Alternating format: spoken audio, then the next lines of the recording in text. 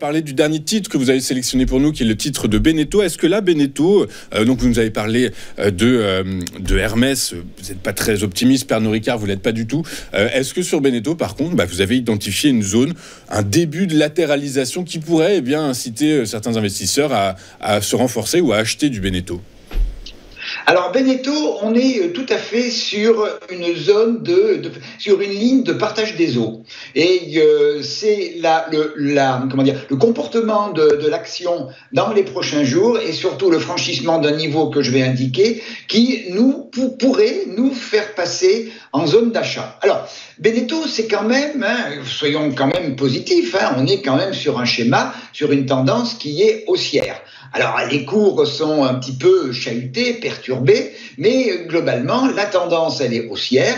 La moyenne mobile exponentielle 55, que je n'ai pas écrite, mais qui est la moyenne mobile qui est en vert sur le graphique, eh bien, cette moyenne mobile, elle est haussière. Elle a un peu des à-coups, mais elle est globalement haussière. Et la moyenne mobile 200 périodes qui était très baissière, eh bien, elle est en train de se mettre à plat. Donc, on est vraiment sur un schéma de ligne de partage des eaux. Alors, j'aurais été, il y a quelques jours, un peu plus optimiste qu'aujourd'hui. Et ce qui me rend prudent, pas négatif mais prudent, c'est bien évidemment le gap baissier dans la zone des 13 euros, 13 euros 10, gap qui a été ouvert en début de semaine, un jour lundi où tout était baissier bien entendu, ce gap qui n'a pas réussi à être comblé mardi.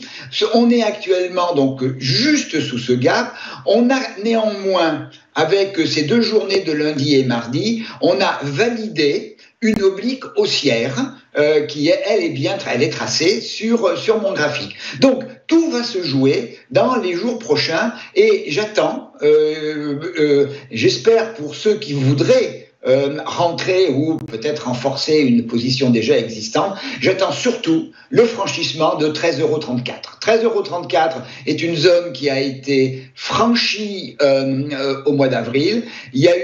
On est rentré dans une phase de latéralisation avec 13,34 qui a fait support pendant, pas loin d'un mois, avant d'être cassé, puis repris, puis retesté en support, puis en résistance en fin de semaine dernière. C'est une zone de polarité, c'est véritablement le niveau qu'il faudra reprendre en clôture quotidienne pour continuer à regarder vers le haut. Regarder vers le haut, c'est regarder vers 13,86, puis la résistance à 14,36 et une ancienne résistance à 14,90 euros.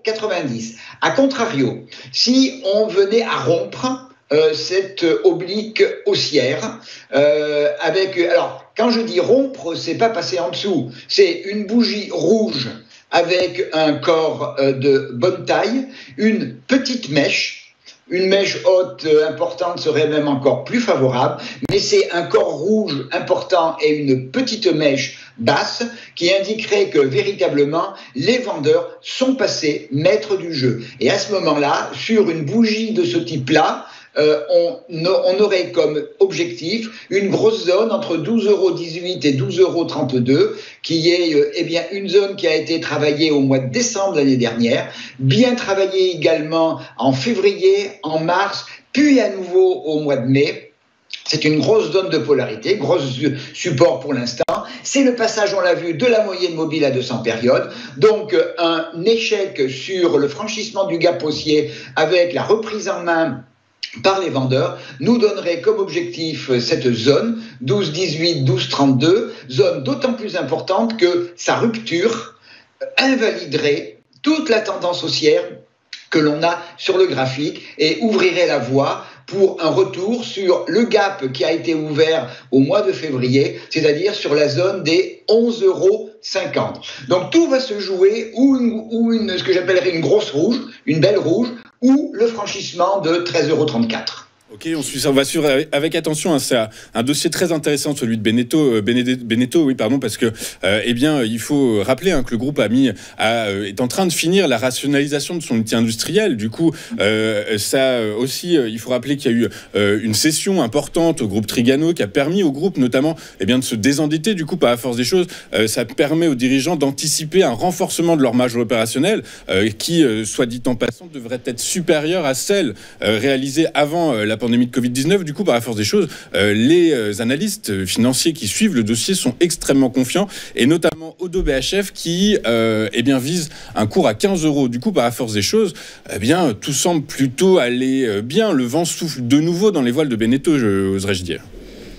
Il faut franchir, pour moi, 13,34 € et le signal sera véritablement ce 13,34 € qui nous amène effectivement l'analyse technique. Alors, c'est une résistance qui est plus ancienne, qui n'est pas sur le graphique, mais le niveau qu'indique Oddo correspond au 14,90 que je vous ai exprimé tout à l'heure.